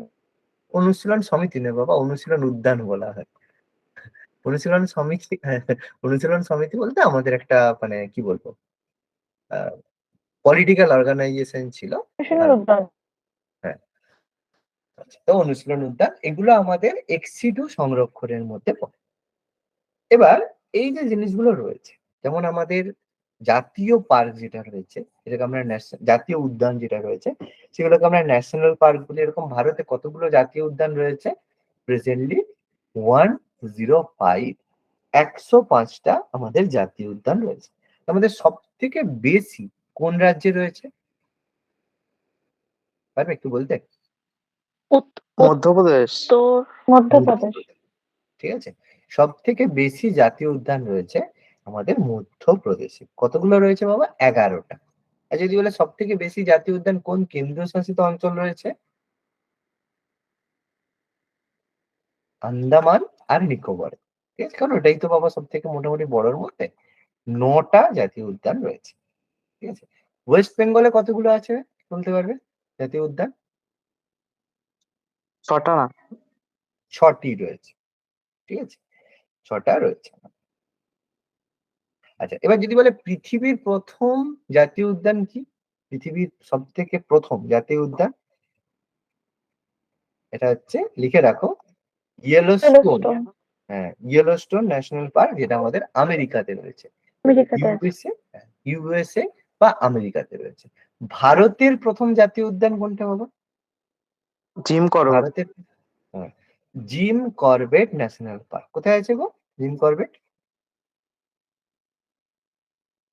উত্তরাখণ্ড। উত্তরাখণ্ডে। ঠিক আছে, উত্তরাখণ্ড। উত্তরাখণ্ডে রয়েছে জিম করবেট। তো প্রথম থেকে কি জিম করবেটই নাম ছিল না অন্য কিছু ছিল? অন্য ছিল। এটা আগে ছিল হেলি ন্যাশনাল পার্ক। ঠিক আছে, এটা ছিল হেলি ন্যাশনাল পার্ক, যেটা 1935-এ তৈরি করা হয়েছিল, ভারত স্বাধীন হওয়ার আগে। প্রেজেন্টলি নাম হয়ে গেছে জিম করবেট ন্যাশনাল পার্ক। এই যে, এবং এই এখন সব থেকে বড় ন্যাশনাল পার্ক কোনটা ইন্ডিয়াতে? সব থেকে বড়, সব থেকে বড় ন্যাশনাল পার্ক এটা হচ্ছে হেমিস ন্যাশনাল। হেমিস। কোথায় আছে বাবা হেমিসটা? উত- আহ, লাদাখ। ঠিক আছে, লাদাখ ইউনিয়ন হ্যাঁ টেরিটরি, লাদাখে রয়েছে সব থেকে বড় ন্যাশনাল। আর একমাত্র পৃথিবীর ভাসমান ন্যাশনাল পার্ক, এবং সেটা ভারতেই অবস্থিত, ভাসমান চলে ভাসমান ন্যাশনাল পার্ক কোনটা বাবা কি বলতে পারবে? কোথায় আছে? ফেমাস, এটা হচ্ছে কেইবুল লামজো। কোথায় আছে বলতে পারবে? কেইবুল লামজো ন্যাশনাল পার্ক ভারতের মধ্যে অবস্থিত। মণিপুর। এটা হচ্ছে মণিপুর। মণিপুর লোকটাক হ্রদের উপরে। একদম, অ্যান্সারটা এটাও পড়ে যে কোন হ্রদের উপরে অবস্থিত, লোকটাক হ্রদের উপর অবস্থিত।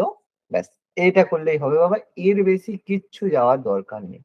ঠিক আছে, এর বেশি কিচ্ছু যাওয়ার দরকার নেই যে আরো সেটা অনেক কিছু পড়বো হ্যানা তেনা, কিচ্ছু যাওয়ার দরকার নেই। ঠিক আছে, আচ্ছা।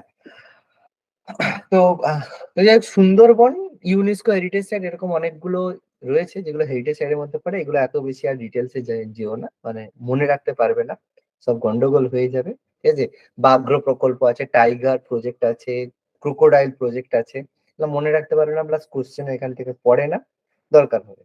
ঠিক আছে, তো আমাদের মানে জাতীয় উদ্যানের মধ্যে দ্যাটস এনাফ। ঠিক আছে, এবার এই অভয়ারণ্য যেটা রয়েছে, অভয়ারণ্যের মধ্যে আমাদের পশ্চিমবঙ্গে কোথায় অভয়ারণ্য রয়েছে? সুন্দরবন। দুটো famous- জলদাপাড়া অভয়ারণ্য। হ্যাঁ, ওয়েস্ট বেঙ্গলের মধ্যে আমাদের রয়েছে জলদাপাড়া অভয়ারণ্য। ঠিক আছে, ওয়েস্ট বেঙ্গলের মধ্যে আরেকটা গরুমারা famous, অভয়ারণ্য। আর হচ্ছে গরুমারাও রয়েছে, আর একটা মনে রাখবে বন্দিপুর অভয়ারণ্য, যেটা আমাদের রয়েছে কোথায়? কর্ণাটকা। ঠিক আছে, এই দুটো হচ্ছে সব থেকে ফেমাস অভয়ারণ্য। আর এরকম প্রচুর রয়েছে, বাট এগুলো মানে বেশি ডিটেলসে যাওয়া দরকার নেই। এবার যে গরুমারা, গরুমারা যেটা রয়েছে সেটা বেসিক্যালি সংরক্ষিত বন। ঠিক আছে, সংরক্ষিত বনের মধ্যে রয়েছে গরুমারা। ঠিক আছে, তারপর তোমার হচ্ছে আসামের যে কাজিরাঙ্গা। ঠিক আছে, কাজিরাঙ্গা এটা ন্যাশনাল পার্কও রয়েছে। কাজিরাঙ্গা এটাও আমাদের আসামে রয়েছে, এটা প্রোটেক্টেড ফরেস্টের মধ্যে রয়েছে। গুজরাটে গির ফরেস্ট, গুজরাট, এগুলো এর মধ্যে ফেমাস রয়েছে, যেগুলো প্রোটেক্ট করা। ঠিক আছে, সংরক্ষিত অঞ্চলের মধ্যে পড়ে। এবার হচ্ছে আরেকটা ছোট্ট কথা বলছি, বায়োস্ফিয়ার রিজার্ভ। তো কতগুলো বায়োস্ফিয়ার রিজার্ভ আছে আমাদের? Any idea? বায়োস্ফিয়ার রিজার্ভ আছে আমাদের কতগুলো? 18টি। 18টি বায়োস্ফিয়ার রিজার্ভ আমাদের আছে। ঠিক আছে, এগুলো আমাদের ভারত সরকার দ্বারা নির্ধারিত বায়োস্ফিয়ার রিজার্ভ 18টা আছে। তার মধ্যে সবচেয়ে প্রথমে কোন বায়োস্ফিয়ার রিজার্ভটা করা হয়েছিল প্রথম? পারবে? প্রথম হয়েছিল নীলগিরি। ঠিক আছে, নীলগিরি আমাদের প্রথম বায়োস্ফিয়ার রিজার্ভ ছিল 1986, 1986। আর সুন্দরবন কবে বায়োস্ফিয়ার রিজার্ভ হয়? 2002।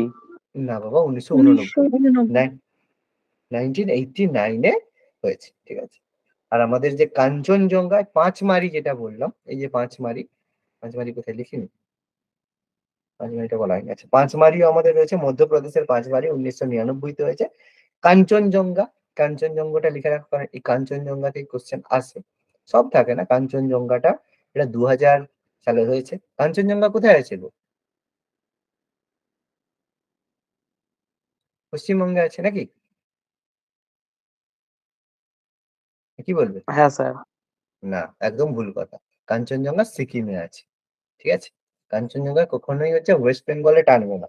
কাঞ্চনজঙ্ঘা বেসিক্যালি যে আমাদের বায়োস্ফিয়ার রিজার্ভটা, সেটা সিকিমে অবস্থিত, ঠিক আছে। এই জন্য আমাদের যখন ভারতের সর্বোচ্চ শৃঙ্গের কথা একটা যায়, সেখানে কাঞ্চনজঙ্ঘা কনসিডার করা হয় না, ঠিক আছে।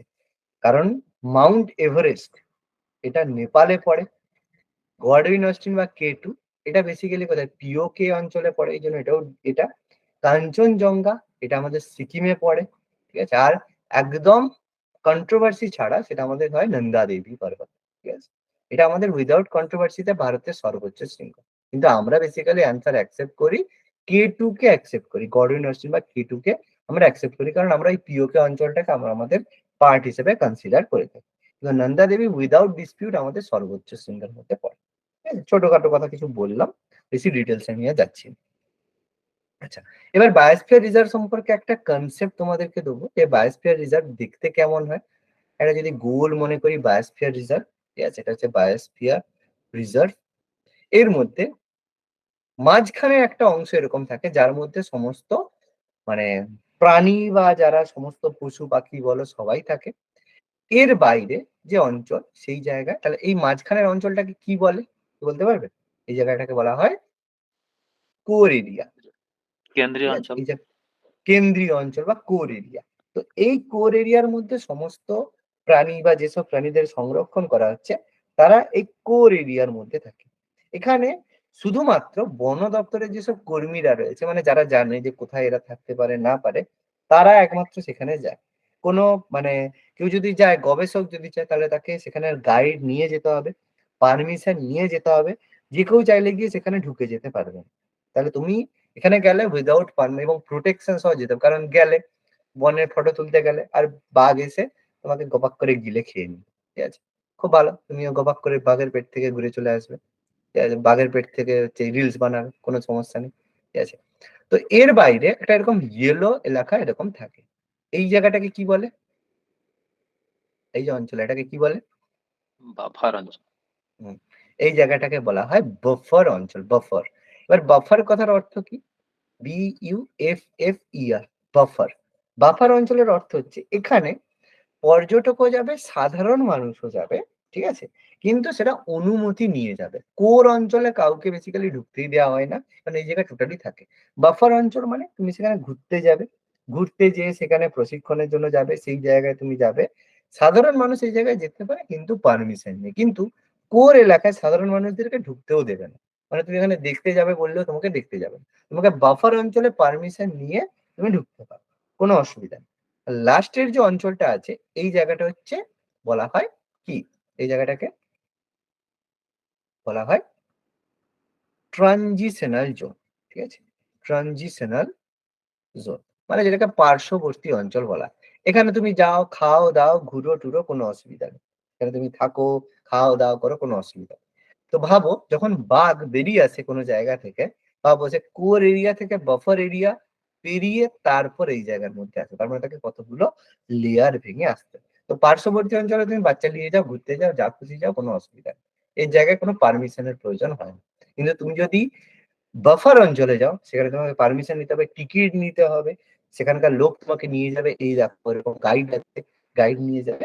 এইভাবে আমাদের হয়ে যাবে, ঠিক আছে। বলো, এতটা যদি ক্লিয়ার হয় বলবো। মানে স্যার যে সাফারি গুলো হয় সেটা বাফার অঞ্চলেই হয়, তাই তো? হ্যাঁ হ্যাঁ হ্যাঁ, একদম একদম। যে ঘুরতে তুমি যাবে, যে ঘুরতে টুরতে যায়, যে তোমরা এই যে চিড়িয়াখানায় যাও, ঠিক আছে, চিড়িয়াখানাটা বলবো না, চিড়িয়াখানা বলাটা ভুল। কারণ চিড়িয়াখানা আর হচ্ছে বায়োস্ফিয়ার রিজার্ভের মধ্যে পার্থক্য আছে। চিড়িয়াখানাতে আমি বাফার অঞ্চল বা কোর এরিয়া ওইভাবে ভাগ করতে পারবো। ন্যাশনাল পার্কের মধ্যে তুমি যদি যাও বা বায়োস্ফিয়ারের মধ্যে যদি বায়োস্ফিয়ার রিজার্ভের মধ্যে যদি যাও, তাহলে জিনিসগুলো বুঝতে পারবে, ওদের ভাগটা একটু অন্যরকম। দেখ, সবাই চিড়িয়াখানায় ওই যে সুন্দরবনে ঘুরতে যায়, ওটা কোন হুম, এরিয়ায়? সু- বাফার? না না না না না না সুন্দরবন, এই যে এটা একটা মানে কোশ্চেনটা খুব ভালো করেছো, যে সুন্দরবন সেটা আমাদের ন্যাশনাল পার্ক, সুন্দরবন আমাদের বায়োস্ফিয়ার রিজার্ভ, সুন্দরবন আমাদের প্রোটেক্টেড ফরেস্ট সব ক্যাটাগরির মধ্যে পড়ে।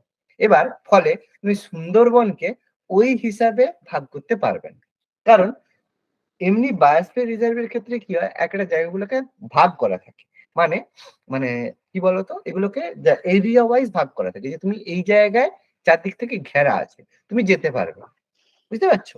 কিন্তু তোমার মানে বায়োস্ফিয়ার রিজার্ভে প্রোটেক্ট থাকে, কিন্তু সুন্দরবনের ক্ষেত্রে তোমার তো কোনো ঘেরা নেই, ফলে তুমি যেই জায়গা দিয়ে গেছো সেই জায়গায় হঠাৎ করে বাঘও চলে আসতে পারে। মানে ব্যাপারটা বুঝতে পারছো তো? মানে জিনিসটা জাতীয় উদ্যান করে দেওয়া আছে, অভয়ারণ্য করা আছে, কিন্তু কোনো প্রোটেকশন নেই। মানে তুমি সুন্দরবনে ঘুরতে গেছো, ঘুরতে গিয়ে হঠাৎ করে দেখলে তুমি খেতে বসছো, বিরিয়ানি হচ্ছে বা লেগ পিস দিয়ে বসছো, বাঘ এসে তোমার হাতে একটু টকটক করছে, আমাকে একটু দাও, চাইতে পারে, কোনো অসুবিধা নেই, বুঝতে পারছো? স্যার সুন্দরবনে এটা ডিসকভারিতে যে প্রোটেক্ট। ফটো হ্যাঁ, বলো বলো বলো। স্যার ডিসকভারিতে যে ফটোগ্রাফি গুলো করে সেটা কোন অঞ্চলে করে? না, সেটা দেখো, যারা ডিসকভারির যে ব্যাপারটা সেটা পুরো ফরেস্টে গিয়ে করে। মানে এরকম নয় যে ডিসকভারির লোকেদের তুমি ভাববে যে এরা এইসবের মধ্যে থাকে, তারা যে কোনো দিন মরে যেতেও পারে। তারা দেখো মানে জিনিসগুলো তারা প্যাটার্ন বোঝে। মানে তুমি যদি ভাবে যে ডিসকভারি মতো তুমিও যে ঘুরতে বসবে, ওরকম পারবে না। ডিসকভারি লোকেরা এইসব জায়গায় যায় না, তারা পুরো ব্রাজিলের অ্যামাজন রেন ফরেস্টে যায়, বুঝতে পারছো? মানে তারা জানে তারা পুরো ডেঞ্জার জায়গায় গেছে, ওগুলো কোনো কন্ট্রোলের মধ্যেই নেই। তুমি যদি আজকে ব্রাজিলের অ্যামাজন ফরেস্টে যাও, তাহলে সেখানে নিশ্চয়ই সেটা কোনো গভর্নমেন্টের আন্ডারে তো পড়ে না, এটা কোনো রুলস নিচ্ছে, তুমি যেতে পারো। তোমার সেখানে যাওয়ার জন্য মানা করা আছে, ওখানে অভয়ারণ্য করা আছে, জাতীয় উদ্যান করা আছে, তুমি গেলে সেখানে মরবে, কারণ সেখানে তো কেউ জানে না যে অ্যাকচুয়ালি কি আছে। কি বললাম, বোঝা গেল? হ্যাঁ স্যার। ডিসকভারির ব্যাপারটা, ডিসকভারি একটু অন্য, মানে ওখানকার যারা যায় তাদের বলতে গেলে বেসিক্যালি কন্ট্রাক্টেই যায়, যে আমার কিছু হলে আমার কোনো, ওই জন্য ঝট করে যে কেউ ডিসকভারি যায়, তোমার মনে হলো তুমি ফটো তুলতে খুব ভালো পারো, তাই আমি ডিসকভারিতে, তোমার আমাকে ডিসকভারি চ্যানেল আমাকে নিয়ে নেবেন না। তোমাকে আগে কারো আন্ডারে ইন্টার্নশিপ করতে হবে, তার সাথে বিভিন্ন জায়গায় যেতে হবে, সে তোমাকে দেখাবে যে মানে কোনো জায়গা দিয়ে বাঘ গেলে বা কোনো জায়গা দিয়ে সিংহ গেলে কোন কোন জায়গায় মার্ক করে করে যায়, সেগুলো দেখে তোমাকে আইডেন্টিফাই করতে হবে। কি বললাম, বোঝা গেল? হ্যাঁ স্যার। ওকে। আর হচ্ছে আমাদের কিছু এরকম টাইগার রিজার্ভ, আমাদের একটু লিখে রাখো ছোট্ট করে। আমাদের যে টাইগার রিজার্ভ হয়, টাইগার রিজার্ভ আমাদের প্রেজেন্টলি রয়েছে 53টা টাইগার রিজার্ভ আমাদের রয়েছে, 53টা বাঘ্র সংরক্ষণ প্রেজেন্টলি ভারতে রয়েছে। এটা লাস্ট আমাদের গুরু ঘাসিদাস ন্যাশনাল পার্ক, সরি গুরু ঘাসিদাস টাইগার রিজার্ভ লাস্ট আমাদের অ্যাড হয়েছে, এটা আমাদের 53তম। ঠিক আছে, বাকি দরকার নেই খুব বেশি। তবে একটা ভালো খবর দিয়ে দিই এটাই, যে টাইগারের পরিমাণ আমাদের যতটা কমে গেছিল সেটা কিন্তু প্রেজেন্টলি অনেকটা বেড়েছে। যে আমাদের যে 53 টাইগার আমরা যে সংরক্ষণ করছি, তো গভর্নমেন্টের ইনিশিয়েটিভের কারণে 2018-তে মানে 2014 থেকে এবার 4 বছর ছাড়া ছাড়া টাইগারের সেন্সাস করা হয়। সেন্সার মানে বুঝতে পারছো, সংখ্যাগুলো করা হয়, হ্যাঁ, কতগুলো টাইগার আছে। এবার স্যার একটা টাইগারকে দুবার তিনবার কাউন্ট হয়ে যায় না, এরকম হয়নি। টাইগারের গায়ে মার্ক হিসেবে লোক কাউন্ট করা যায়, ঠিক আছে? তো যেটা 2014-তে ভারতে হচ্ছে টোটাল নাম্বার অফ টাইগার, যেখানে ছিল 2226টা, ঠিক আছে, 2226টা ছিল, 2018-তে সেটা হচ্ছে 2967টা, 2018-তে এসে হয়েছে। এবার 2012-র ডেটার পাবলিশ হয়নি, তার কারণ কোভিড এর কারণে এখনো পাবলিশ হয়নি। তো সেই কারণে সংখ্যা কিন্তু যথেষ্ট বেড়েছে। ঠিক আছে, তো আশা করা যায় যে 2022-এর বা 23-এর যে ডেটা দেবে তার একটু বাড়বে। তো এটা আশা করা যায় আর কি। কারণ গভর্নমেন্ট এখন অনেক রেস্ট্রিক্টেড, অনেক স্ট্রিক্ট হয়েছে, সেই কারণে এটা পসিবল হতে পারে। ওকে, বোঝা গেল? টাইগার রিজার্ভটা কোথায় বলে একটা বলুন? কি বলছো বাবা? 53টা টাইগার রিজার্ভটা কি বললেন জায়গাটা? হ্যাঁ, জায়গাটা যেটা লাস্ট অ্যাড হয়েছে গুরু ঘাসিদাস, গুরু ঘাসিদাস টাইগার রিজার্ভ, যেটা আমাদের ছত্তিশগড়ে হয়েছে। এটা ফাইন সবার শেষে 53তম জাতীয় মানে টাইগার রিজার্ভ হিসেবে অ্যাড করা হয়েছে। ঠিক আছে?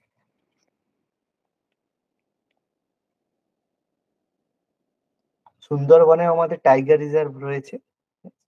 এটা আমাদের যদি এই হিসাবে বলি মানে সাইজে সপ্তম মানে সিক্সথ।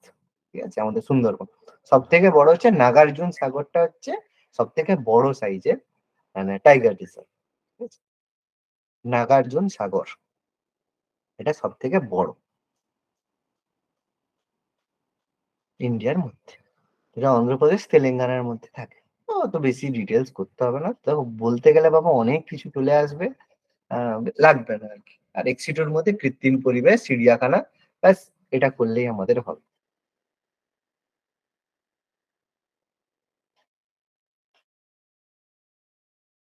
বলো, ক্লিয়ার হয়েছে? হ্যাঁ স্যার।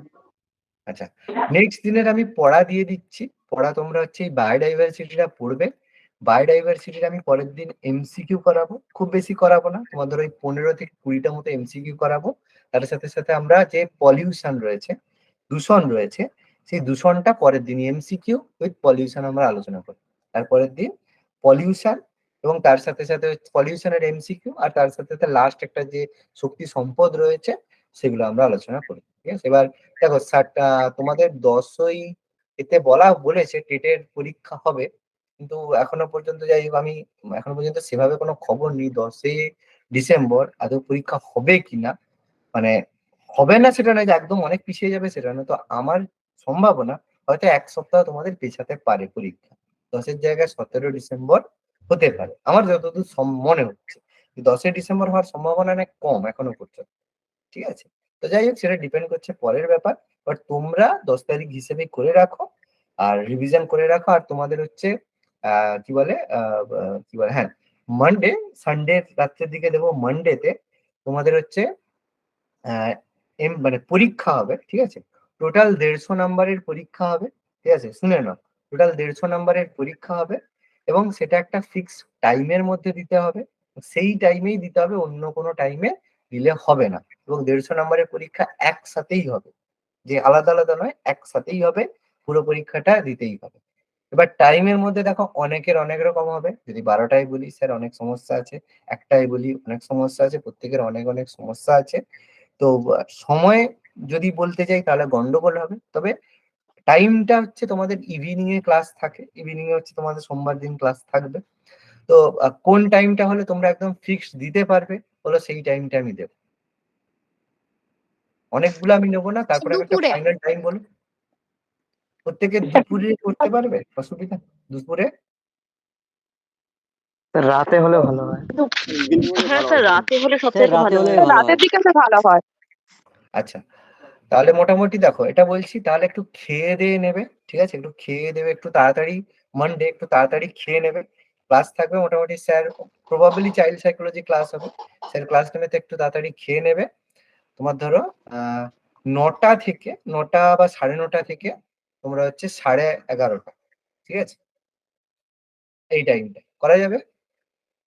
ক্লাস 8:30 থেকে স্যার হচ্ছে মানে 8টা থেকে স্যারকে বলে দেবো 9টার আগে ছেড়ে দেবে। তো তোমরা মোটামুটি ধরো 9টা বা ধরো 9টা 9:30, 9:30 থেকে 11:30, 2 ঘন্টা এনাফ হয়ে যাবে। কারণ এখানে দেখো গোল করার কোনো ব্যাপার থাকবে না। 9:30 থেকে হ্যাঁ স্যার, 11:30 ঠিক আছে স্যার। ঠিক টাইম হয়ে যাবে, অসুবিধা নেই। কারণ হ্যাঁ স্যার স্যার, তোমাদের হ্যাঁ ওই স্যার। 9টার মধ্যে ছেড়ে দেবে। 9:30 থেকে 11:30 আমি চাইছি সবাই একটা টাইমে দাও। ঠিক আছে? একটা টাইমেই দাও, আর অন্য কোনো টাইমে দিও না, কারণ গন্ডগোল হবে। ঠিক আছে? এবার প্রত্যেকের করতে চাইলে কারো দুপুর সুবিধা, কারো ওই যে, এবার দেখো যদি প্রত্যেকের সুবিধা মতো টাইম করা হয় তাহলে কিন্তু আলাদা আলাদা ভাবে পরীক্ষা নিতে হবে। একসাথে পরীক্ষা ওইভাবে নেওয়া যাবে না, কারণ এই ক্ষেত্রে সমস্যা আছে। তো একটা টাইমে দেবে। তো 9:30 আমি 9:15তেই দিয়ে দেবো। কেউ একটু আগে শুরু করতে পারো, পরে শুরু করতে পারো, অসুবিধা নেই। তো আমি 9:15-9:15 মধ্যে লিঙ্ক দিয়ে দেবো। 9:30 থেকে 11:30 2 ঘন্টার টাইম রাখবে। আমি 11:30 রাখছি, 11:45 পর্যন্ত আমি 11:45-এ লিঙ্ক ক্লোজ করে দেবো। ঠিক আছে? অর্থাৎ তোমাদের জন্য প্রপার টাইম থাকবে 9:15 থেকে 11:45, এই টাইমটা থাকবে। এবার এর মধ্যে প্রেফারেবল টাইম তোমরা 9:30 থেকে 11:30 এই টাইমটা করে রাখার চেষ্টা করো। আমি 15 মিনিট এদিকে এক্সট্রা, 15 মিনিট ওদিকে এক্সট্রা রাখছি। ঠিক আছে? ক্লিয়ার প্রত্যেকে? Okay sir. ওকে। হ্যাঁ স্যার। প্রত্যেকে টাইম করে দেখো, পরীক্ষার বেশি দিন নেই, তো এটা করবে। তারপরে আমি আরো 2 দিন পরে তোমার ধরো ফ্রাইডে, ঠিক আছে, ফ্রাইডের দিক করে আবার হচ্ছে ফ্রাইডে কোনো ক্লাস মনে হয় থাকবে না, যাই হোক দেখি। যেদিন ফ্রাইডে প্রবাবলি কোনো ক্লাস থাকবে না, তো দেখে নিচ্ছি এটা কোনো তোমাদের, কারণ বৃহস্পতিবার বাংলা ক্লাস থাকে, যদি ম্যাথস এর না নেয়, যাই হোক ফ্রাইডের দিকে আমাদের আরেকটা এরকম 150 নাম্বারের আবার পরীক্ষা থাকবে। সেখানেও তোমাদের ওই টাইম মোটামুটি 9টা থেকে, যদি ক্লাস না থাকে 9টা থেকে 11টা এরকম টাইম থাকবে, ঠিক আছে। রাত্রের দিকগুলো যেদিন যেদিন পরীক্ষা হবে সেদিন একটু তাড়াতাড়ি খেয়ে একটু স্যার ঘুমিয়ে আগের যাবে। দিন ওই আগের সপ্তাহে গ্রুপে মেসেজ দিয়েছিলেন যে তোমাদের এক্সাম নেব, তারপরে আর নেননি যে? না, ওটা নেওয়া হয়নি, ওটার হচ্ছে কোশ্চেনটা করা হয়নি, ঠিক আছে। তোমরা এই সপ্তাহে দুটো থাকবে, সোমবার আর শুক্রবার, ঠিক আছে, পুরো 150 নম্বরের থাকবে, তোমরা পড়ে নেবে এটা, ওকে। ঠিক আছে। স্যার আগের দিনের পাঠ্যক্রমের পিডিএফটা না দিলেন না হ্যাঁ, স্যার? দেওয়া হয়নি, দিয়ে দিচ্ছি আমি আজকে। রেকর্ডিংটাও তো দেওয়া হয়নি, রেকর্ডিংটা আমি আপলোড করেছি, এখনো দেওয়া হয়নি। এর সাথে সাথে না দেওয়া হয়নি। ট্যাগ করে আমি দিয়ে দিচ্ছি, আপলোড হয়ে গেছে, আপলোড হয়ে গেছে, আমি কভার পেজটা দিয়ে আমি আজকে রাত্রেই দিয়ে দিচ্ছি। ইংলিশ ক্লাসটাও দেওয়া হয়নি, ওটাও আপলোড হয়ে গেছে। ইংলিশ আর এর ক্লাসটা, সব ক্লাস পরপর পেয়ে যাবে, ঠিক আছে, পিডিএফ পেয়ে যাবে সঙ্গে, ওকে।